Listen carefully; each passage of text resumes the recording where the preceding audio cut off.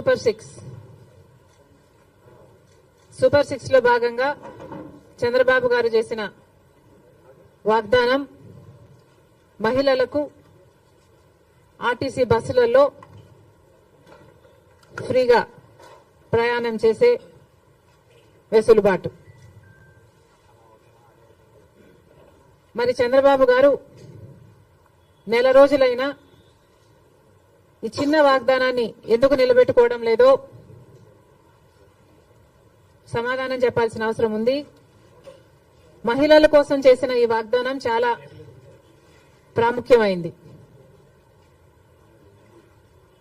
ఇది మంచి పథకం కాబట్టే అటు తెలంగాణలో ఇటు కర్ణాటకలో అమలు చేసిన ఈ పథకాన్ని చంద్రబాబు గారు కూడా సూపర్ సిక్స్ లో భాగంగా చేర్చడం జరిగింది.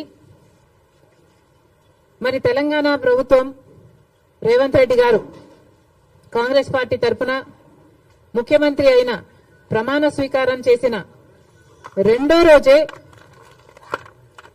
మహిళలకు, అమ్మాయిలకు, ట్రాన్స్జెండర్స్ కు ఆర్టీసీ బస్సులలో ఫ్రీ ప్రయాణం అధికారంలోకి వచ్చిన 2 రోజుకి, కర్ణాటకలో కాంగ్రెస్ పార్టీ అధికారంలోకి వచ్చిన 3 వారాలకే ఆర్టీసీలో మహిళలకు ఫ్రీగా ప్రయాణం చేసే వెసులుబాటు కలిగించగలిగారు. అక్కడ వాగ్దానం నిలబెట్టుకోవడానికి కూడా వాళ్ళకి ఎక్కువ సమయం పట్టలేదు.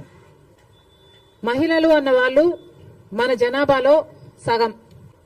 మహిళలకి రక్షణ కల్పించే పథకం కాబట్టి మహిళలకు పనికొచ్చే పథకం ఈ పథకం.